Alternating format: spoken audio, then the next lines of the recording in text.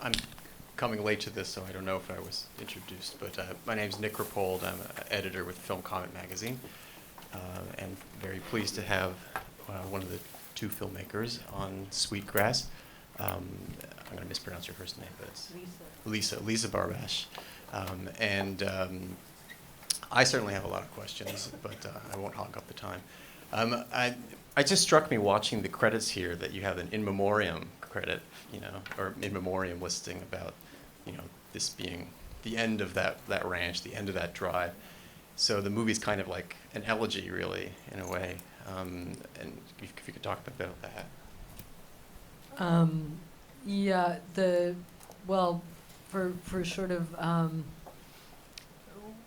we came to make this film as anthropologists as well as filmmakers, and one of the classic tasks of an anthropologist in the 20th century was to document disappearing cultures, and we knew that it was very likely that that we would be documenting the last year that Lawrence Alstead would be driving his sheep up for summer pasture up into the Beartooth Absaroka Range. And so we set out to film the last sheep drive as sort of an effort in salvage anthropology as much as anything else. And in 2001, and when he got back down, he was so elated that he decided to go back up the next summer. And we still wanted to film the last sheep drive, so we filmed the next summer, and then he went up again for a third summer. And each time we shot more footage, although from the third summer we've only shot, there's only a little bit that you see in the final film. The first summer we filmed the humans, and the second summer was more devoted to the sheep and the point of view of the sheep. And then once that was done, Lawrence Alstead, the owner of the ranch, had 3 years to go back up or lose his permit, and to go back up. And it was a permit that his great-great-grandfather had and brought his sheep up. And at the time of his great-great-grandfather, there were 30 different ranches taking sheep up in the mountains, and they would get all mixed up at various points and have to separate out their sheep. So it was this sort of, it really was the livelihood of the people living in this particular area. And gradually, it became too difficult for people to do it, and families started dropping out. And one of my hopes is that you can tell why Lawrence dropped out. I mean, it just simply was such a hard thing for him to do. And so he didn't go back up, 1 year, and basically sold his permit out to an environmental group who'd been eyeing that permit. And we're taking the position that the sheep going up into the mountains affected the environment in a way that they weren't comfortable with. And I think I could go into sort of the debate about that, but he stopped going up and so sold off the ranch and used the proceeds to buy a cattle ranch for his son Billy, who's the young man you see in the beginning telling the joke about cowboy brains. And Billy was very happy to have a cow ranch. Cows are much more prestigious to raise, easier because they can graze in a contained but very large sort of fenced off piece of land. And so the film doesn't just mark Lawrence's last sheep drive, but really the last drive of that kind in the county and probably in that part of the West. It's interesting to hear that cattle are more prestigious than sheep. Because one thing that's interesting about the movie is how it takes all these Western, views that from cowboy movies that are so, they're like icons of like American heroism, and it kind of complicates that by humanizing the ranchers, so they're not. Well, first of all, there aren't really any shootouts unless you count firing at the wolf or the bear. So, I mean, could you talk a bit about that? Because I know some people have taken it like, oh, you shouldn't really show people like talking to themselves, on the range. But I liked it because it actually, it fleshes out that picture that usually is just this monolithic, Marlboro ad. Well, yeah, before you said it, I was thinking Marlboro Man. There are shots in there that really remind me of Marlboro commercials. And there is this image of a cowboy as being this very tough, resilient, unfeeling type of person. And the film shows these people. They are cowboys. They're also sheep herders. So technically, some people, dispute the idea that they're cowboys, but they also, in their spare time, handle cows as well. So we call them cowboys. Just sheep boys. Yeah, they're not just sheep boys. They're cowboys, as well. And they were wearing microphones, lavalier microphones, radio microphones attached to them. All the time, so we were privy to a lot of their sort of inner thoughts, and these are the kinds of thoughts that come out in moments of intense frustration, or when you think you're alone in a field with nothing else but some sheep, and we're lucky that they didn't object to us showing their thoughts, but what I'm always surprised at is that anybody would take true offense. If you go on Amazon.com and you look at the comments for this film, people are very offended by the cursing in a certain, in the middle of the film, and they say, "Oh my God, my grandchildren had to leave the room. This was so awful." And to me, it's a moment of frustration that I think any one of us who's ever been in a traffic jam or, some kind of horrible work situation can identify with. So this is the human side of cowboys. It's the other side. They don't want you to see them calling their moms, but, when truth comes to shove, when you're really upset, that's who you want to call. Yeah, and I mean, that was the context I originally saw the movie in, was as part of a program of films at the Flaherty Seminar about work. So, I mean, this is their work, and this is their reaction to it. You mentioned radio mics as the way you were able to capture, their, innermost thoughts when they were voicing them. Could you talk about that? Because that's a huge part of the movie. It takes those vistas and gives it that added dimension. So one of the most, sound is an incredibly important part of this film. It's not just the visuals. And we would have as many as 8 radio microphones attached to people and sometimes animals. Didn't go that well with the animals, but sometimes they were mic'd. Lucien's camera picked up 2 channels, and he had a DAT tape recorder, and that picked up 2 other channels. So he could record 4 different sound sources at the same time for a 1.5 mile radius. So someone could be there, and 3 miles away, someone could be there, and you could hear them all. And once we gathered all that sound, in the very end, we edited it together to privilege whoever we thought would be the best spokesperson or had the best, or the sound we wanted for a particular section. Yeah, that's kind of the answer. No, yeah, it's I mean, it's something that you almost wish more, documentaries did. That kind of access from afar. It's kind of interesting.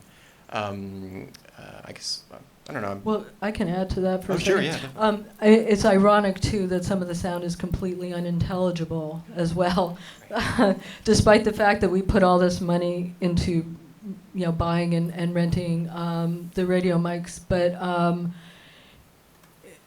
the film also makes an effort to pay attention to the nature of human speech, which is sometimes very garbled, sometimes not completely audible, so that the sound, in a way, sort of presents you with a kind of reality or a version of reality that we felt was important to put forth.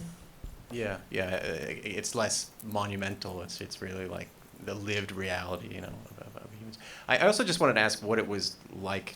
I mean, this is several years of filming that has a certain wear and tear, I think. I mean, yeah, what was the toll of that? The toll is that, one can be involved in a project that you never think will actually ever be finished. So you attend various screenings and meet various people who look at you and say, "Oh, you're still working on that." And then people grow up and they change, and people's lives within your film change. And if you spend an extraordinary amount of time in the editing room with them, you develop this weird kind of relationship with them and with their body and the way they handle themselves that they don't know you have. So a few years later, when you've edited the film, you go back and you want to hug somebody because you've seen them in the editing room and they barely remember who you are. Lucien had more contact with people than I did, so he didn't have that problem, but I certainly did. I do remember going back there and seeing Pat and really feeling like I had a much closer connection to him than he actually felt I did. Yeah, well, that speaks to the intimacy that the film kind of gives you. Open it up to questions. The two guys seem to at times be exhibiting behavior of people who've been alone for a while. And I wonder what your interaction was with them. Did you deliberately limit that, and if not, what impact do you think it had on their behavior? I know it's tough to answer that last one. And finally, if you need a hug, I'll give you one at the end. Thank you. The question was about the people in the film, mainly Pat and John, who are the herder and the camp tender, being alone together and what it was like being with them when they were alone, and did they change their behavior for us. I was not up there at that particular time. Lucien was, and Lucien described himself as he's British and very much very un-American, so that he felt that the people actually saw him as more of a space alien than a human being, so that in a way, he was like, he could kind of blend in and not blend in. It didn't really matter. He had a harness and he had the camera with him all the time, and if any of you have been in a video situation, you can see that people. When people are filming because they pick up their camera to their eye and they start filming, but his camera was always there, so the people didn't always know that he was filming. So he was a little bit more incognito at that point. Also, when people are working or under stress, they tend to forget what other things are there. At the same time, I don't think you can really be with people who are working that hard without helping them. So sometimes he'd put down the camera and he'd help them do what they needed to do.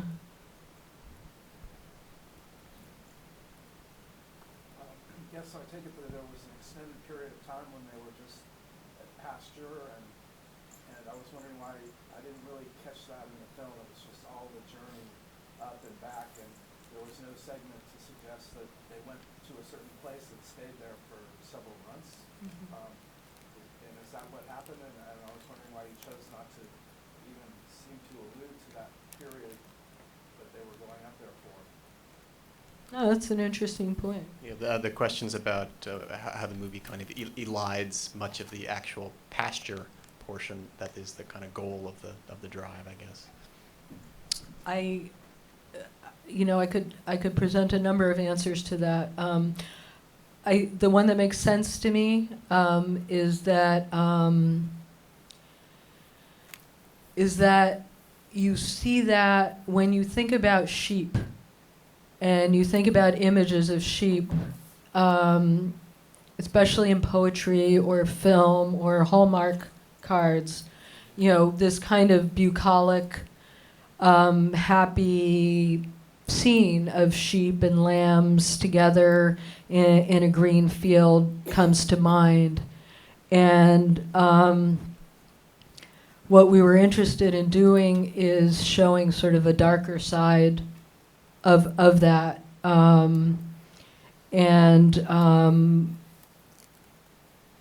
So we didn't end up putting all that much in the film. I think there's some, but it's a good point. I'm not sure how much more it could have brought to the experience by adding that footage. It certainly could have brought more information, and that is one of the things that happens with this film, is that if we were going to tell you every single detail of how long they were there, how many sheep there were, how many people took them up, that's all you'd think about, especially if we told you in the very beginning, rather than you're kind of going on this journey along with us. So we looked at people's expectations, and we tried to meet some of them, but we also tried to thwart many of them as well, in order to provoke an interesting but all the same realistic experience. Was Lucien up there the whole time with them for a period of whatever, 6 weeks, 8 weeks? Or did he come down the mountain? That first summer he was up there for 3 weeks, and but it took about 3 weeks to get up there. 2 weeks along the road, 1 week going straight up into the mountains on horseback, and then about 3 weeks up there. And they changed basins, which we also don't show. The permit that is, now I'm blanking out, but I think it's the National Land Bureau gives out, is meant to have grazing, but also to regulate the grazing so that the sheep don't destroy the ecosystem. So every 10 days they have to move from one basin to another. And within that 10 days, other people come up the mountain on horseback. It takes them much less time without the sheep, and bring supplies and help move the sheep. So Lucien was there for 3 weeks, came back down, and then went back for them coming back down finally in September. But the whole time that John and Pat are up there is 2 months. In the way back. Yeah, can you talk a little bit about the politics of sheep and cattle grazing in that part of the West? And just my understanding is that cattle can be more environmentally damaging. How does that play out? Are they different interests at stake? Just going to repeat the questions about the politics of sheep herding, and also in comparison the environmental impact versus on federal lands. Versus cattle on federal lands. I'm not an expert, but I can answer a little bit of it. I know that each kind of animal is criticized for the various things that they do, and one is that cattle are heavy. They can ruin streams pretty easily. Sheep are less damaging to streams, but they eat the grass really far down, much more than the cattle do, which is why these sheep are forced to move from one basin to another. Sheep also eat noxious herbs, grasses that are spreading across the West that no other animal, and actually pesticides are not doing very well in controlling. It seems to me, though, you can't get cattle up in that particular area. It's just too rocky, and they're too big, and sheep are more nimble like goats, and they can graze in that particular area. I know that one of the concerns of environmentalists is that the sheep were affecting the habitats of other animals. And there's a big debate as to what to do about wolves and bears in that area. And gray wolves were reintroduced into Yellowstone Park after becoming virtually extinct. They were introduced, some wolves were taken from Canada and introduced into the park in 1995 and started to spread in the area. Grizzly bears, I'm not sure how long they've been on the endangered species list, but they were there when we were there. I think they've since gotten off. Wolves and bears were as damaging to the elk population as the sheep might have been, because they'd prey particularly on young elk. So that,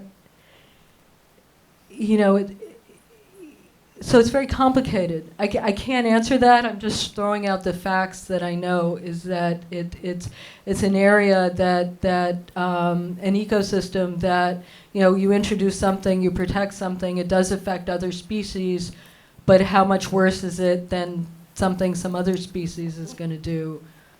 I think the major concern of environmentalists is that domestic animals, we in New York think of sheep as, kind of wild animals because we don't see them every day, but they're domesticated animals, and they're up there in the habitats of wildlife, potentially affecting, the life of the wildlife there. Yeah, and that's another interesting thing about the movie in the context of documentaries generally, is that a lot of documentaries do focus on that, on like the sheep as part of, an industrial context, but this is more about getting into the, sensory aspect of it and the lives of the sheep herders. Any other question? The scene was very interesting where they showed the shearing of the sheep. But is there what livelihood do they get having sheep? What do they, besides the wool, what other ways of livelihood do they have to pay for their food and lodging and so on? Well, the question is, how do these people make a living? They obviously are selling the wool. How else do they make a living?